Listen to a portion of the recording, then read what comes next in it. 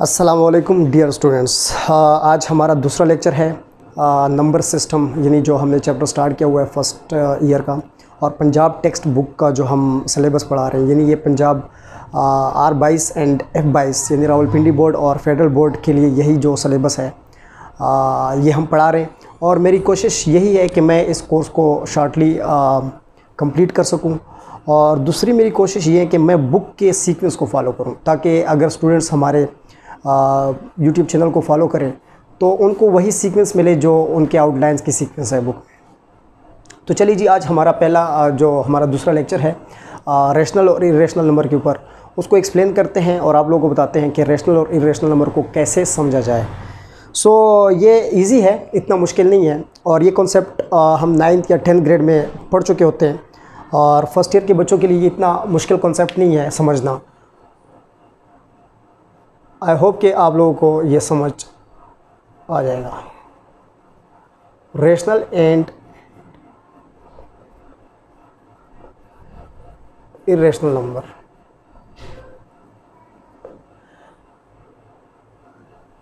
अच्छा बच्चों, पहले मैं आप लोगों को एक रफ सा आइडिया दे दूं रेशनल और इरेशनल नंबर के ऊपर, ताकि आप लोगों को इसकी फॉर्मल डिफिनेशन समझने में आसानी हो। तो वो रफ सा आइडिया ये है कि जब भी आप देखें डेसिमल में नंबर देखें, और डेसिमल में 3 तरह के नंबर देखें आप। एक वो नंबर जो पॉइंट के बाद यानी फाइनाइट डेसिमल नंबर हो, यानी पॉइंट के बाद कुछ डिजिट्स के बाद नंबर टर्मिनेट हो जाए, जिसको हम बोलते हैं टर्मिनेटिंग डेसिमल नंबर। कुछ नंबर ऐसे होते हैं जो पॉइंट के बाद 1 डिजिट उनका बार बार रिपीट हो रहा होता है। कुछ नंबर ऐसे होते हैं जो पॉइंट के बाद यानी 2 डिजिट उनका बार बार रिपीट हो रहा होता है, जिसको हम रिकरिंग नंबर बोलते हैं। लेकिन थर्ड जो कैटेगरी है, वो कुछ नंबर ऐसे होते हैं कि पॉइंट के बाद नंबर ना तो रिपीट हो रहे होते हैं और ना ही टर्मिनेट हो रहे होते हैं, यानी चल रहे होते हैं। ये 3 कैटेगरीज है। अब इसमें जो 2 कैटेगरीज है वो रेशनल नंबर है, और वो जो थर्ड कैटेगरी है वो इरेशनल नंबर है। लेकिन जो इसकी फॉर्मल डिफिनेशन वो कैसी लिखी जाती है, फॉर्मल डिफिनेशन आप 9-10 से पढ़ रहे हैं, और वो a number of the form P/Q where P and Q belong to integers and Q is not equal to. तो P और Q के ऊपर 2 रिस्ट्रिक्शंस है, वो रिस्ट्रिक्शन भी मैं आप लोगों को समझाता हूँ। अब इसको हम ना ऐसे करते हैं कि सेट की फॉर्म में लिख लेते हैं। अब चूंकि फर्स्ट ईयर ग्रेड है, थोड़ा लिखने का स्टाइल और भी थोड़ा चेंज होना चाहिए, क्योंकि अब मैट्रिक नहीं है। मैट्रिक में हम इंग्लिश फॉर्म में लिखते थे। अब मैं ज़रा इसको जो है ना सेट बेल्टर नोटेशन की फॉर्म में ये डिफिनेशन लिखते हैं हम। X बिलोंग टू P/Q, ये मैं रेशनल नंबर की डिफिनेशन बता रहा हूँ, ठीक है बेटा, रेशनल नंबर की डिफिनेशन।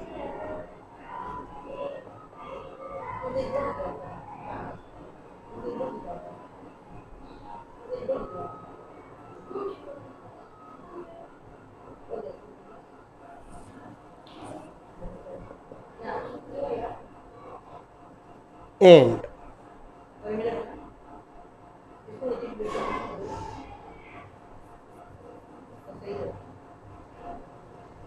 where P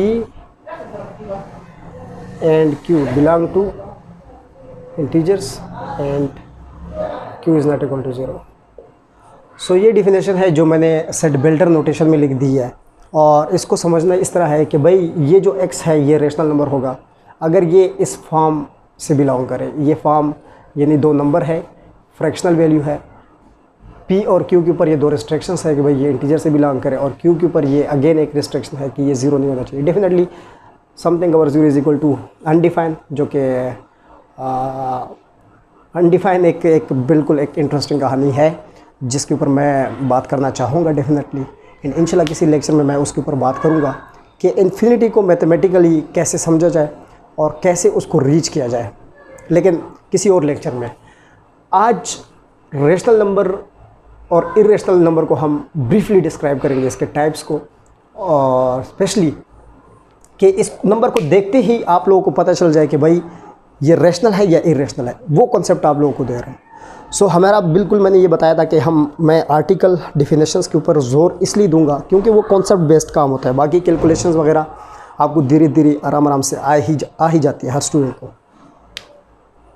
अब इसको हम एग्जांपल्स के थ्रू एलिबोरेट करते हैं कि भाई क्या मतलब है इस डेफिनेशन का। मैं एक फ्रैक्शनल वैल्यू लिखता हूँ 7/3। तो अब आप इसको इसके साथ कंपेयर करें ज़रा कि भाई 7 को हम अगर कह दें कि भाई ये p वैल्यू है और 3 को हम कह दें कि ये q है। p और q डेफिनेटली एक जनरल फॉर्म है। सो अब ये जो 7 है और 3 है ये डेफिनेटली इंटीजर्स है और 3 इज़ नॉट इक्वल टू 0 है।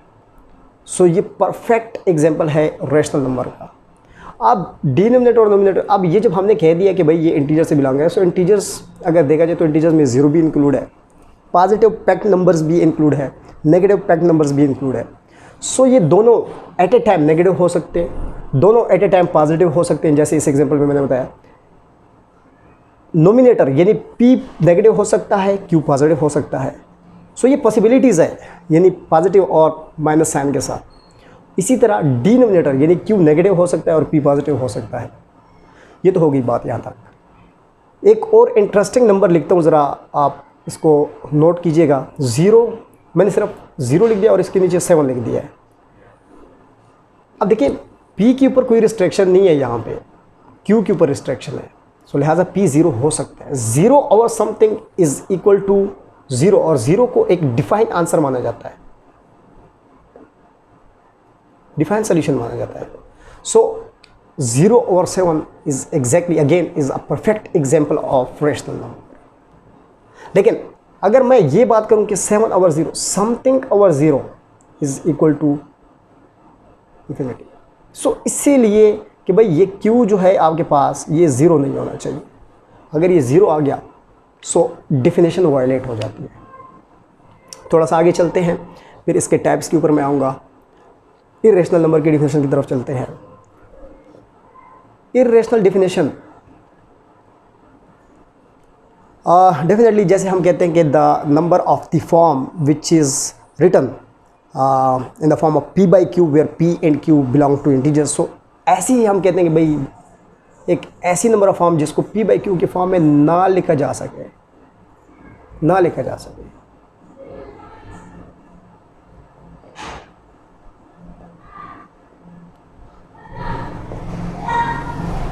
देखिए मैं आप लोगों के सामने एक नंबर लिखता हूँ, एक एग्जांपल, इसको भी ज़रा एग्जांपल के थ्रू एलिबोरेट करते हैं ताकि बात समझ में आ जाए। मैं एक नंबर लिखता हूँ, फ्रैक्शनल वैल्यू लिखता हूँ √2/7। अब ये 7 तो इंटीजर है लेकिन √2 इंटीजर नहीं है, क्योंकि इंटीजर में आप जानते हैं कि या तो पॉजिटिव पैक्ड नंबर्स होते हैं जैसे मैं बता चुका हूँ, या नेगेटिव पैक्ड नंबर्स होते हैं, या 0 होता है। सो डेसिमल नंबर नहीं होता। √2 is a decimal number basically. So √2 is not a rational, is not in integer. So अब अगर ये आप देखें कि ये अगर आपके पास इंटीजर नहीं है और ये इंटीजर है, तो रैशनल में हमने क्या पढ़ा था कि भाई दोनों इंटीजर्स होने चाहिए।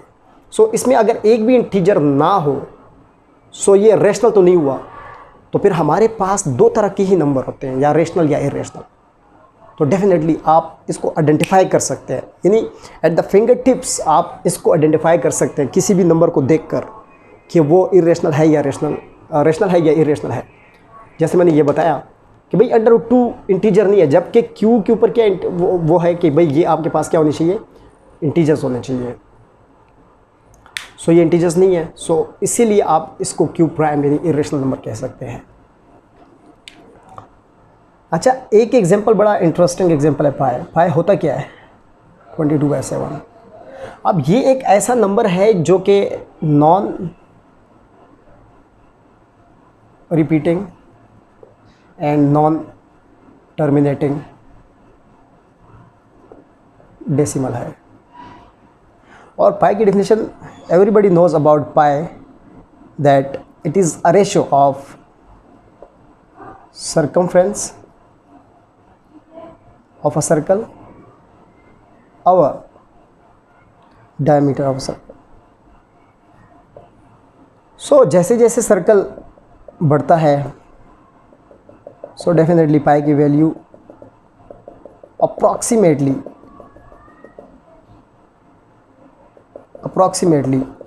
यानी कांस्टेंट रहती है 22/7 पे। सो जब आप नंबर को देखते हैं कि भाई या तो वो पॉइंट के बाद टर्मिनेट नहीं हो रहा और रीअकर भी नहीं हो रहा। रीअकर मतलब क्या है कि अगेन एंड अगेन एक इंटीजर या दो इंटीजर्स नहीं आ रहे हैं बार बार। सो ऐसे नंबर्स इरेशनल होते हैं। सो इसीलिए इनको डिवाइड किया गया भाई। अब रेशनल नंबर और इरेशनल नंबर को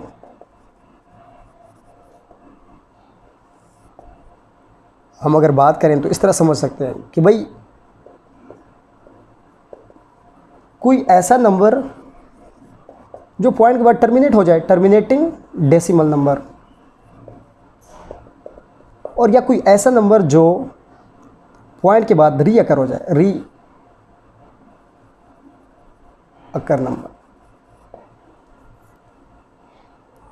फॉर एग्जांपल आप 1/9 करेंगे, सो 1.3333। अब यहाँ पे ये जो 3 है, 3 is become again and over again, so that's why 1/9 is recur number.